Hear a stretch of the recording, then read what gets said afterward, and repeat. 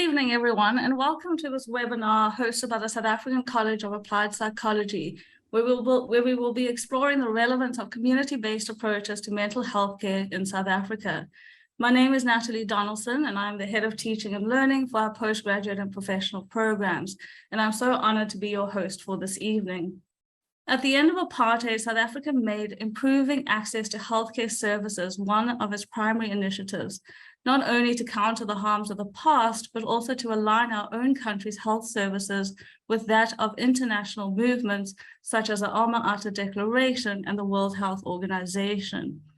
These initiatives included a focus on mental health care, with community-based mental health care becoming a requirement of the Mental Health Care Act of 2002 and the National Mental Health Policy Framework and Strategic Plan of 2013 to 2020 being developed. The view was that community healthcare services or community-based healthcare services would be more advantageous than that of psychiatric hospital-based care, since it would mean that mental health care users could receive care close to home. It would also be more cost-effective and ensure easier access to healthcare services. The vision was that all South Africans should have equal access to healthcare services in an integrated healthcare system that focuses on both prevention and health promotion. South Africa's white paper on the transformation of the health system also argues that a move to community-based healthcare, specifically mental health, would help to reduce the stigma associated with mental illness, because community and family involvement would be integral parts of the plan.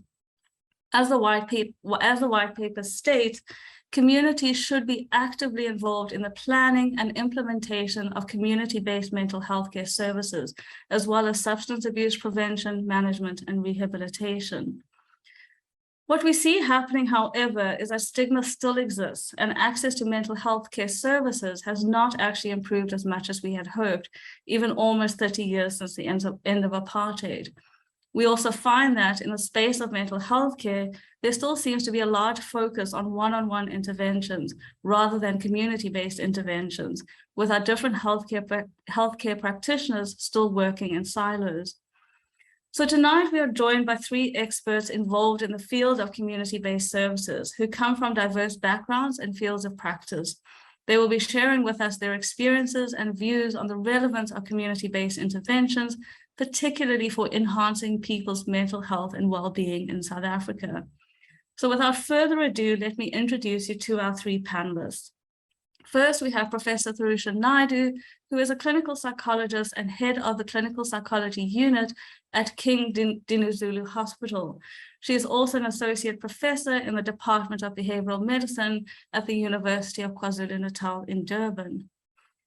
Grizel Pretorius is our second panelist, and Grizel has been involved in the field of community-based work for over 8 years in various positions such as volunteering, and she is currently employed as a project coordinator at the Friends of Valkenburg Trust, which is an NGO that works closely with patients at Valkenburg Hospital in Cape Town.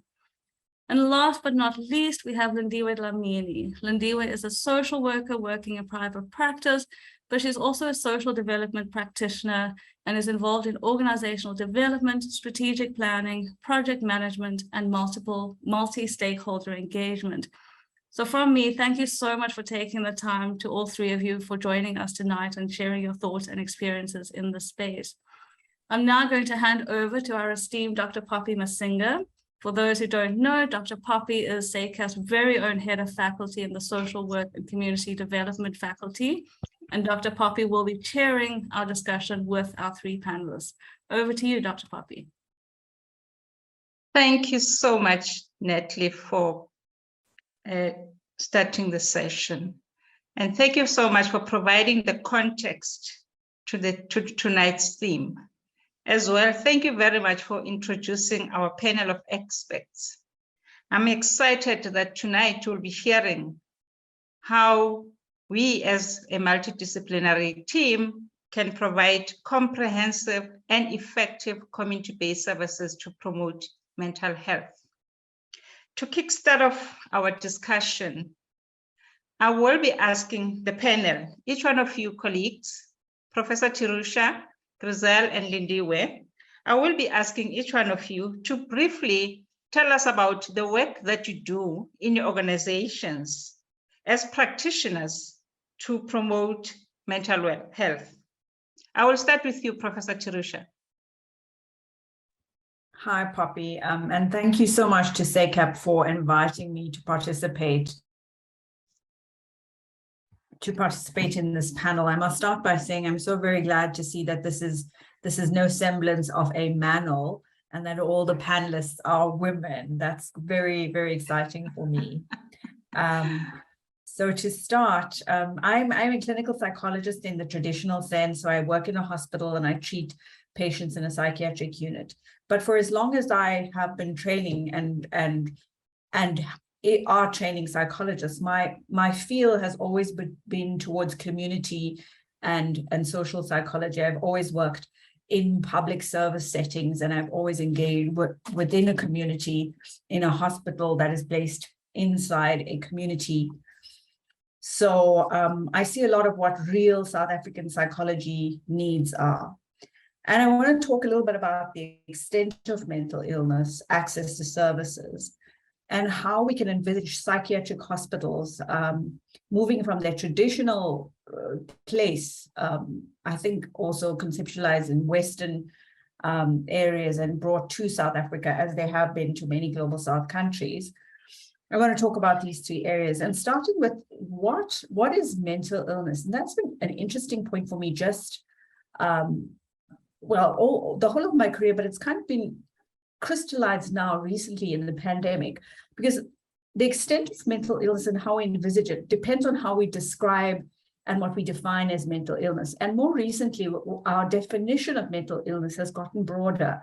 And we're starting to see that a lot of what traditional communities and what we historically coped with as difficulty, as situational, we're now labeling as mental illness. And that's quite concerning for me, because once we label regular coping or regular stresses in general life as mental illness, we put the blame or we place the responsibility on the individual. So for me, the extent of mental illness is really revolved around how we describe it. And I want us to start thinking about moving it, description of mental illness away from mental illness, but look at it situationally as it occurs with relation to the social determinants of health in general. And then moving on to access, that relates to access as well. How we define mental illness or what we define mental illness as will determine how we see access and who, under what circumstances, people should gain access to mental health services as compared to other services. For instance, broadly speaking, around social and community development issues, things like housing, social support, access to education. Those are things that can be misconstrued if we don't look at what the problem is as mental health. The relevance of community-based interventions, I want to say that that is perhaps something we'll be talking about much more in this discussion, and the relevance cannot be overstated. I think it's unquestionable that mental health services and general psychosocial support services, we must move towards community-based interventions. And I won't say much more than that for now, and hand back to you, Poppy. Thank you very much, Tirusha. I'm quite excited that you're bringing in the structural issues that contribute to mental illness and the access issues that are prevalent in our communities. That's quite interesting for me to know that. And also your emphasis on psychosocial services, because we know that a lot of mental illness and ill health rather, is caused by a combination of several factors, including our past. I'm going to move on now to you, Lindiwe. If you could briefly tell us about your organization and how you intervene with regards to mental health related issues, and that will include mental illness and general mental ill health. Thank you. Thank you so much, colleagues. Thank you, Poppy. I'm very grateful to be here. I'm Lindiwe Dlamini, as indicated, a social worker, but I'm also a community development practitioner. In my line of work, I do very minimal individual one-on-one interventions, but I'm more in terms of group therapy, like your focus group, your debriefing. I deal with organizational development where I capacitate organizations, but I also debrief staff members and community members in terms of challenges that they are facing before we can even start any community development work. And for me, the program design for community-based programs, it has to address the vulnerabilities that communities as individuals, as member of families, as member of the societies are facing. If we can look briefly, we're grappling with triple challenges: inequalities, unemployment, and poverty. I've added another one, which is making everyone ensure safety and security. We're not safe in our homes. Of late, we're not safe on the road. You are anxious taking a car, and we're trying to integrate that. And issues like people are dependent because they are unemployed. Dependency, it has caused social exclusion. People feel excluded, they can't participate so that they can contribute meaningfully in programs, and it disturbs their mental well-being. So that's the space I'm in. Thank you very much, Lindiwe. You're touching on our contextual issues, the challenges that we're living in and day out as a country. And I'm also excited to hear that you are also providing debriefing services to staff members in the various NGOs that you're involved in. Because oftentimes our practitioners are providing services every day, and we never take stock to look back and say, how do we support our staff members? Thank you very much. Grizel, over to you. Would you like to share with us the exciting things that your organization is doing in the space of mental health? Of course. Thank you so much, Poppy. And thank you, Natalie, for that beautiful introduction. I'm very excited to be here tonight. It's such an honor to be invited to be on the panel for such an amazing event discussing such important issues that our mental health sector is currently facing in South Africa. And also alongside my amazing panelists. Thank you so much, guys. I'm very excited to chat with you guys and to see, your perspectives. And it's always good to come together and talk about these issues. So just briefly, my name is Grizel Pretorius, and I am the project coordinator of the Friends of Valkenburg Trust organization. We are an NPO that partners directly with Valkenburg Psychiatric Hospital here in Cape Town. And, what the panelists have discussed are quite like relevant. So what our organization does, we try and tackle the needs that are not met in the clinical space. So we try and develop programs such as basic cooking skills, how to use products that are affordable and still make healthy meals. We also provide services where we send our patients on a barista training course and sort of do an internship with them in our shop, which runs like a social enterprise. So they also earn a salary and they start learning these skills so we can better tackle the issues that they might face upon discharge. And that's one of the things that I'm extremely passionate about, is tackling the revolving door phenomenon. Because we see this in South Africa, it is a very big problem. And although, with the deinstitutionalization movement, we are trying to go more to community-based care approaches. So our organization almost functions as sort of a step in between the psychiatric clinical space and the outside world. We try and prepare patients better to reintegrate to society. Because if we think about it, psychology can be quite individualistic, and the focus has always been on the individual.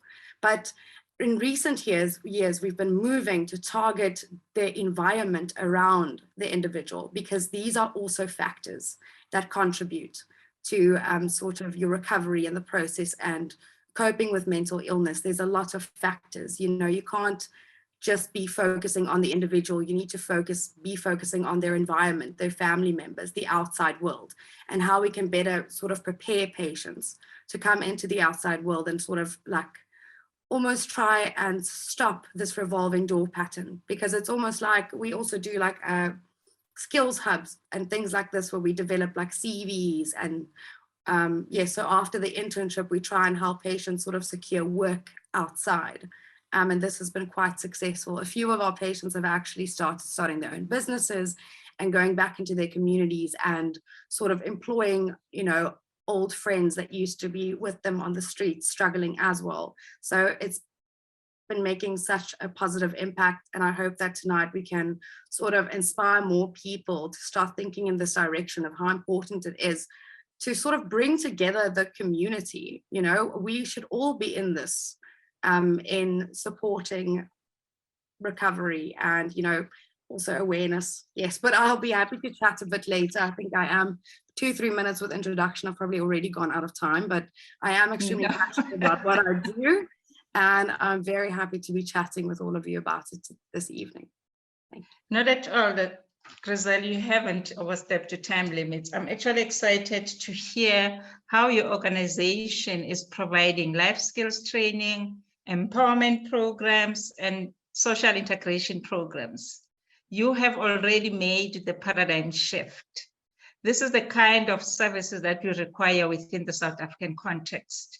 Our issues, as Lindiwe has alluded to, the triple challenges of poverty, unemployment, and inequality. This is what your organization is doing to address. I'm so excited to hear that you're actually taking an outside view. You're looking at the broader environmental issues that are contributing to mental health illnesses. Therefore, we are looking forward to hearing more about you, how you believe your organization is doing. You've already listed some of this. The next question to you is going to be, how do you think that your organization is addressing unequal and poor access to services? Can you please tell us some more about whether you're doing any advocacy work or are involved in policy analysis processes or activities as an organization? No, yes, of course. So in relation to policies, I don't know if I can speak much on those. We've got AGMs and things, but it's not really my department. But what I can tell you, what we are doing to branch out, I think the greatest way to tackle sort of access is actually to begin with people and telling them, these barriers to access, sort of trying to address them in the way where we spread awareness about where to go and where to get help. Because the majority of South Africans don't even know that they are able to do this. Yes. There are government funded places that you can go. There are support groups. There are community groups. There are addiction groups, you name it. There are these helplines. There's institutions like FAMSA, that's absolutely excellent, that charges according to a sliding scale. There's all these additional services. And I think a large part of this is breaking down the stigma. If you're struggling with your mental health, the idea is that, if I'm going to get help, I might end up in, a psychiatric institution. And it's a horrible stigma. And I think this is also something that needs to be broken down. But, people need to know that you can have access sort of, not in such a very extensive level of treatment. Sometimes it could be as easy as attending psychoeducation workshops, or sort of making the effort going into counseling, or just starting to talk to someone. So the initiatives that my organization, hopefully there'll be more in the future. We are thinking about franchising, but we're not there yet. But what we did, I can give you the latest example, was during COVID, when there was such a gap between the loved ones and the caregivers outside of the hospital, and then we had our inpatients in the hospital and they couldn't visit. So a lot of the family members and caregivers started approaching us and saying, we're so isolated from this process, and we're no longer receiving sort of weekly check-ins with psychologists to see what's going on and, sort of to be informed. What can we do? Can we all come together? Can we form our own kind of support group? And we'd really like to know more about mental illness. We'd really like for you or someone to come into our community and can we just sit and talk about it? Can we get brochures? Can we understand what is depression? What does it look like? What is bipolar? What does it look like? You know, what is schizophrenia and what does it look like? What should we be expecting when our loved ones come home? And how can we better support them as a family, as a community? So we can prevent them from having to sort of go back into this process that they've just been through. And that's exactly what we did. It was actually in the workshop community. So myself and a fellow psychiatrist went and we let the community lead the way. We did it at a soup kitchen and we asked them, you know, you guys send the invitations, you invite them, you lead the talk with us. And we actually ran it exactly like this, a Q&A discussion. Great. Yes. And that's also great. That is what's called self-advocacy, actually, Grizel. So you are doing some advocacy work as well. So it's not just empowerment, but also you're working from a strengths-based approach, because you do realize that some of your patients do actually have the strength to be able to go out and start their small businesses so that they can reintegrate and adjust well in society. I'm seeing a comment there on our chat line.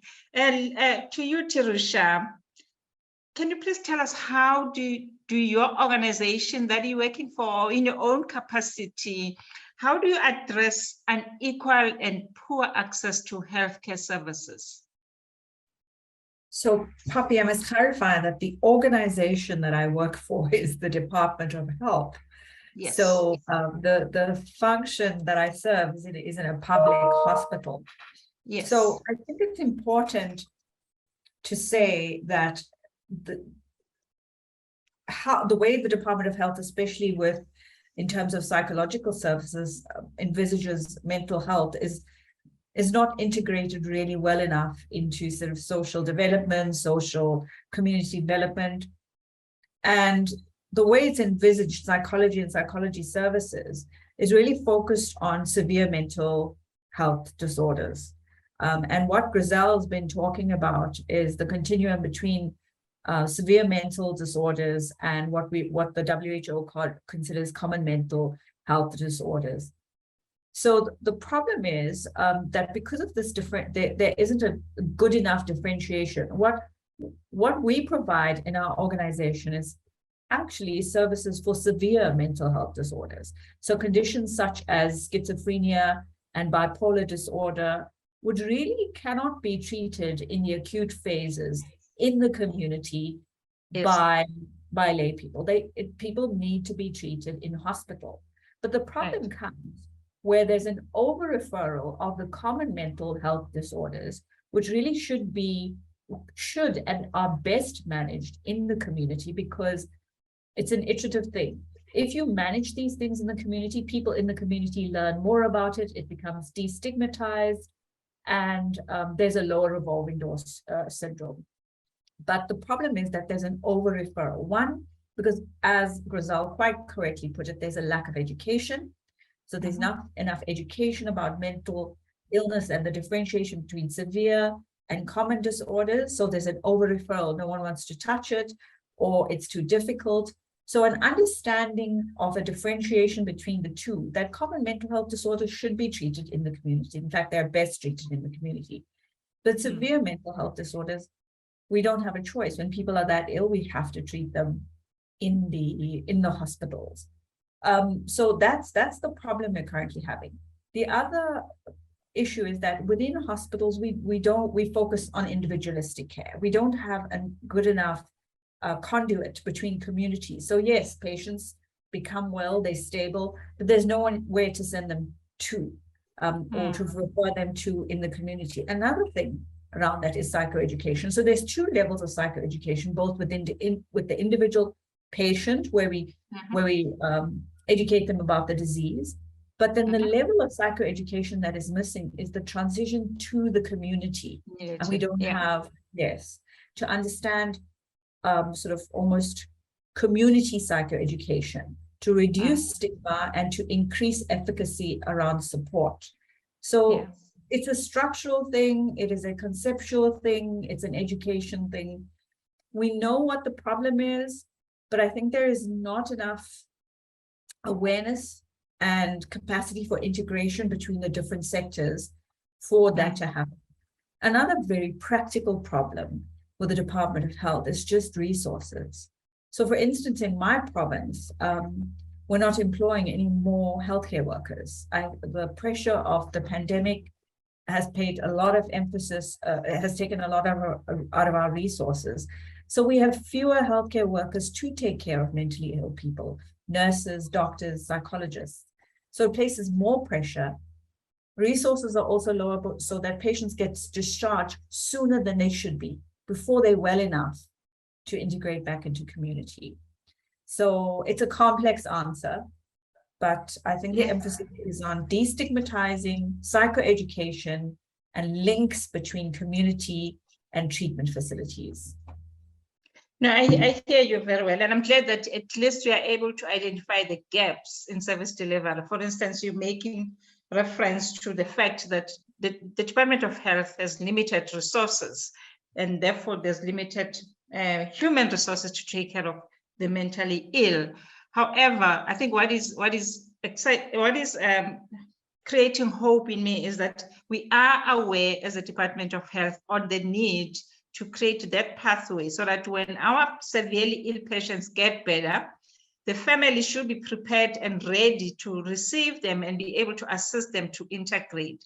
But I'm not so sure, Tarusha, whether you can share with us whether are you working in a multidisciplinary team? Are social workers involved? OTs and physiotherapists are involved together, working as a team when looking after these severely mentally ill patients? Because I think the hospital, we can view the hospital as a community itself. Tarusha, you seem frozen. While Tarusha is frozen, I'm going to pose this question to you, Lindiwe, in the sense that I would like to know, how is your organization or the organization that you're partnering with, how are they advocating for the access, equal access, particularly to mental health care services? Thank you, Dr. Poppy. I think since I'm working in communities, I wanted to say to Prof. Tarusha that there is movement, especially in the community development programs. We have recognized that we're having a failure and a challenge in some programs due to mental health issues that we're not addressing in communities and people participating in programs, where you see there's attrition in some of the programs, and it starts, it stops, it starts, it stops. And we are bringing in multidisciplinary teams now. We have social workers, we are referring people into psychologists. We use those limited community-based counselors in communities so that we support those community interventions. What we do when we do program, we have implemented in programs that I'm in, the check-in. We have to check in before we can start anything, the mental status, the mental well-being of the people who are going to participate in the programs. We need to check in where they are. We need to just have a debriefing session and then get the buy-in into the program. So in our small way, we are contributing into mainstreaming issues of mental health into community-based interventions. Another thing for me, when I do OD and program design, I've made sure that what people deem as soft skills, because that is another challenge. They've put even issues of mental health under soft skills, that they are there because they are the pillars, they are the heart that moves things, especially if you are doing development, which is a journey, is not a destination, it's a journey. You need to support people. You need to constantly work on the strength of people, empower people, check the well-being of people, and so that they have meaning in their lives. So we are integrating that, and we're working in a multidisciplinary teams, but we have challenges like the shortage of referral centers. We are struggling, especially with substance abuse. We see the high increase of people who inject drugs, and we're struggling to place, and they are part of the programs.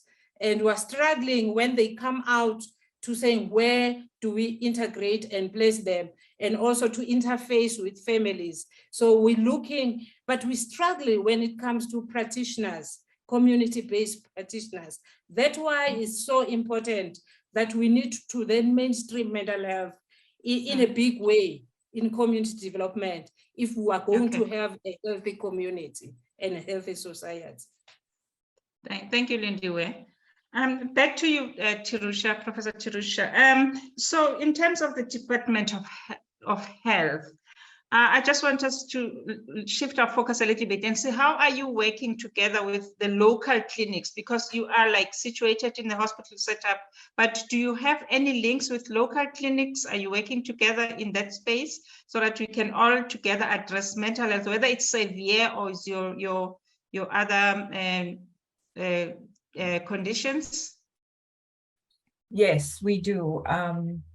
I can't speak for how it works across the country, but in KZN, we do have close links with local clinics. So when people are referred for their mental health issues, they must come with a referral from their local clinic, the local clinic. And that's because we want them to first connect with the clinic so that when we down refer, when we send them back, they can go back to the clinic. So we encourage people to, we ask them to make some community contact before they come to the hospital, so they can't walk straight into the hospital, which annoys a lot of people because you get care quickly, but we want to create a network in which they can go. So it might be a local GP if they can afford it, or a local clinic. Fortunately, in my community, there's quite a few local clinics. And once we stabilize, we can refer down back to the local clinic. Unfortunately, there aren't counseling services as much at the local clinics. So we have to take care of that in our hospital. But we do, many of my colleagues do work with community-based organizations and non-governmental organizations such as SADAG, which then provide community-based counseling services and train support groups. So we do have connections with those.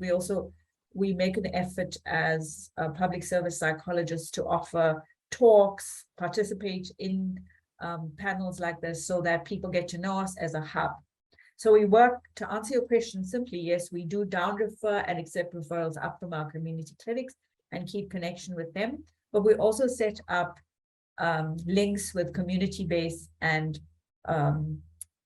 non-governmental based organizations that provide different services and link up with them as well. Also, what we do is we link with other government departments like Department of Social Welfare, Department of Education, and Department of Correctional Services, Department of Justice. We do some different kinds of work with them as well.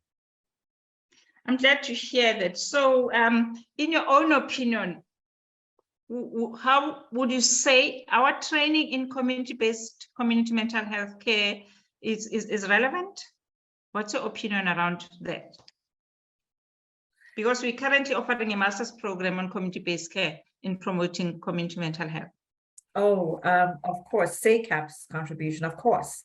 I have to say that it's very relevant, and I suppose I'm biased because I've been involved in the program since the beginning. It's very innovative.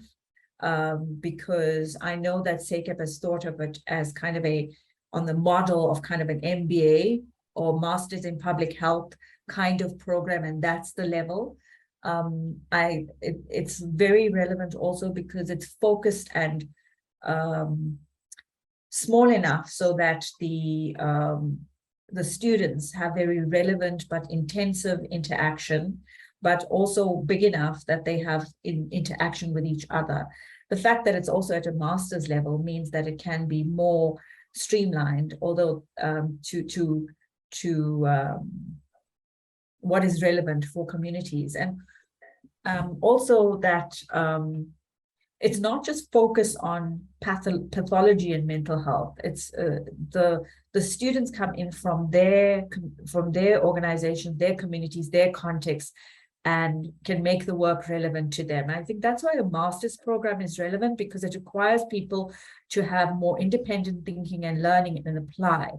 So of course, I think it's a very innovative program, and I think in future, there's going to be people that other organizations, higher education organizations, that are going to emulate the program. So finally, in your view, do you think there's room for Department of Health? Grisel, I see your hand is up. I'm actually going to be coming to you now. Just want to finish off with Professor Tirusha. Do you think there's room for Department of Health to improve on their policy so that they ensure that services are accessible, equally accessible to all that need them? Because you did say that there's also a shortage of resources. So with policy, you make sure that you make sure that enough resources are put in place to implement program. I think the question on policies in South Africa, we are quite noted for having great policies. So I think the policies are in place, and we have the mindset, we have the people who can think that way, and our policies are really good. I think we have a problem with implementation and support. We have difficulty with implementing our policies because we perhaps don't have the material resources. Even people that are meant to implement them probably don't have the right training and mindset. So I'm not so sure that it is a policy. And I think we are great in South Africa at developing policy, but we get stuck in implementing it on the ground and driving it forward. As soon as it fails, we want to change the policy instead of looking at how we're failing with the implementation of the policy. You're right. The implementation would require the design of programs and projects to be able to address these issues. Hence, our master's program is focused on interventions. Grisel, can you please share with us your experience in terms of how relevant is our master's program in addressing mental health challenges in South Africa? Okay, yes, thank you so much, Dr. Poppy. Sorry, I got very excited. I know. I So worried. I saw your hand was like, No, excellent. So I must preface this by stating that I myself am also biased. I actually did this master's program. And I would say that the key importance that it has allowed me to do in my research is exactly that. You get to experience a research method that I haven't seen covered in any other university field. It's called community-based participatory action research. So right, it's not offered anywhere else in the country. Yeah, what they have is something that is close to it. Is called participatory action research. SACAP has got a unique research design. Yes. Go ahead. Absolutely. And so it took me a very long time to try and find a master's program that is well suited for me, because I was looking around and I knew I've been in community work for the last 8 years. It really is a genuine passion of mine. And when I found this course, I almost thought it was too good to be true, because I just didn't see myself writing a thesis, another one after honors, about relevant issues, conducting low-scale research, even though it's relevant and amazing, but I wanted to do something. I was at the stage where I have been studying for 4 years now, and I want to be able to do something and combine it with my studies. And that is why this master's program was perfect, because what I was able to do with my thesis was actually incorporate an intervention. And even greater than that, you work alongside the community. You are not the expert. And what I have noticed as well, there was a lot of, it's so important to build the relationship with the community first and foremost, because this will make or break your intervention. And there is such a mistrust, I'm sure not just in South Africa, but probably all over our continent and probably like wider, about these researchers and academics and these professionals that come into these communities and run these interventions. And conduct the research, get the stats, and then they leave. And I think this is it can be extremely damaging, because, you know, when you actually come in and you want to work and build an intervention that is sustainable, you know, there's already such a mistrust about these professionals that come in and overtake spaces. And I really wish that South Africa would sort of, our universities could like follow the lead here and take this approach and not only apply it in psychology. Why can't we take it further to other fields of like this way of thinking where we connect, we are on the same level, and you actually let the people who live in the community who is experiencing the problem and the issue tell you about what they have seen, what they think could work. And this is actually how you would make something sustainable, like psychoeducation. Let's say you want to do that. Let's say you want to do task sharing, or you want to raise awareness in communities about where to go to tackle, you know, issues such as substance abuse, which is massive. So instead of you thinking, you know, I have all these research, I've Googled it, I've watched all these documentaries, surely this will work. You actually get to go into these, you know, communities and brainstorm with them and community leaders. And that is just what this master's allows you to do, which is absolutely amazing. And then you also, they with you from start to finish in the process, and they continue afterwards. So I really genuinely do think it's fantastic. I think it's unique, and I wish that more universities in the future will follow this approach. I must say, I think Wits recently also have incorporated a community clinical psychology course as well, which is great because this is you know, a step in the right direction. But for now, you know, what SACAP is doing is fantastic, and I think this master's program also produces the most fantastic projects. So yes, that's great. I'm glad that you actually advocate and a supporter of our program. And someone in the chat said that this is what is called asset-based community approach, because you're focusing on the community as people with assets, with strengths, with knowledge of what would work in their communities. We're not going there as experts. It's actually called decolonizing research, because now we're moving away from thinking that we have the power, we know everything, and we're decolonizing the way we are doing things, the way things were done in the past, when people just got into communities and they just milked the information and they went out and did whatever they wanted to do with it, create their careers and their names or get funding out of these people. So I'm glad that you've benefited from this program, and you can see that has changed how you see things and how you do things. Now, moving on, and I'm going to shift now my focus to what Professor Tarusha has alluded to, working in partnership with other NGOs and other CBOs. In the past year, as professionals and as disciplines, we've come to realize that the issues that we face as a country are complex. We cannot work in isolation. Duplication of services, fragmentation of services is something that we cannot afford. Already we've got limited resources. The state is bankrupt. We need to begin to collaborate and pull our resources together.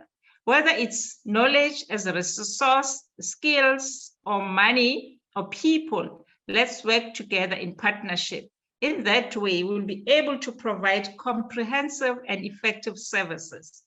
That's my view. I'd like to hear your opinions about working in partnership, collaborating across disciplines as psychology, as social work, as nursing, as psychiatrist, whatever. I'll start with you, Lindiwe. What's your view about partnerships and collaboration? Thank you, Poppy. I want to just for a second to saying, since now the focus, we are looking at psychologically informed programming at community level, and also developmental capacity approach. I think more than ever, you cannot work in isolation, because with this programming, the two that I've highlighted, you need a pool of expert or information technical information, technical knowledge.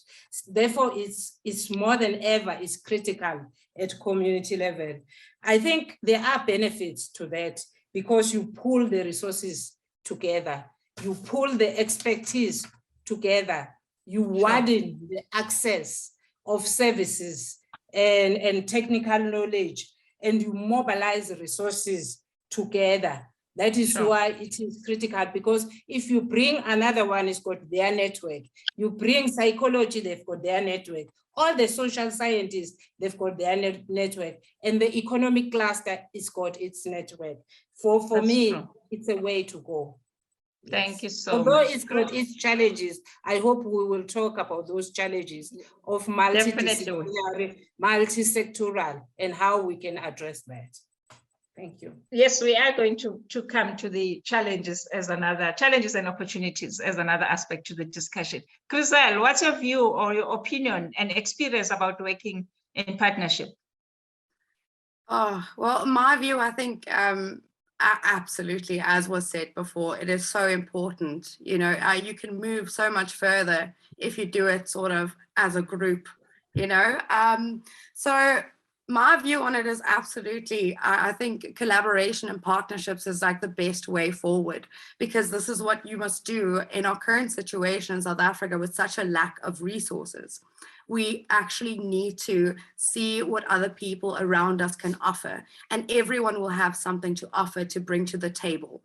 And I also think it's important with these partnerships and collaborations, you know, to try and sort of create a new way where we can all rather be seen as collaborators. I like that you use the term partners, collaborators. It's sort of like we need to break down this hierarchy between the professionals, you know, the high ups, and you not with your degrees, you not being so important, you know.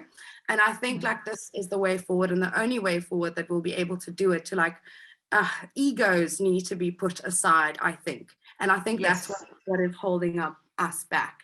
But I can talk about recent experiences here with my organization, about when we started thinking about sort of tackling the revolving door issue a bit more seriously, and unemployment as well, because the big sector that we are currently dealing with in the hospital is actually one of our forensic wards, our substance abuse wards. And these were our sort of like mental health care service users that were continuously coming back, because they are being released into the same environment, you know, the same kind of people. And, you know, a lot of times,